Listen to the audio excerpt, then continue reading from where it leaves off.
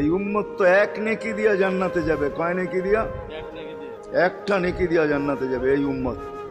অন্য উম্মতের কথা জানি না আমি, এই উম্মত এক নেকি দিয়া জান্নাতে যাবে। নবীর একটা আদর্শের কারণে জান্নাতে যাবে। সিরত মানি আদর্শ, আর এটা আমরা কদমে কদমে মুহতাজ। কেননা এই ছোট জীবনটা যদি গ্রহণযোগ্যতা পর্যন্ত পৌঁছাইতে হয় আল্লাহর কাছে, চাই নারী হই, চাই যুবক হই, চাই বৃদ্ধ হই, যেই মানুষই হই না কেন, যেখানেরই হই না কেন, যেই বাসারই হই না কেন, যেই বর্ণেরই হই না কেন, যেই পেশারই হই না কেন, যেই সোসাইটিরই হই না কেন, এই জীবনটাকে যদি গ্রহণযোগ্যতা পর্যন্ত পৌঁছাইতে হয় কার কাছে? দুনিয়া আলাদের কাছে না, মালিকের কাছে, যিনি এক ফোঁটা পানির থেকে অস্তিত্ব দিছেন, যার কাছে আবার আমাদেরকে ফিরা যেতে হবে।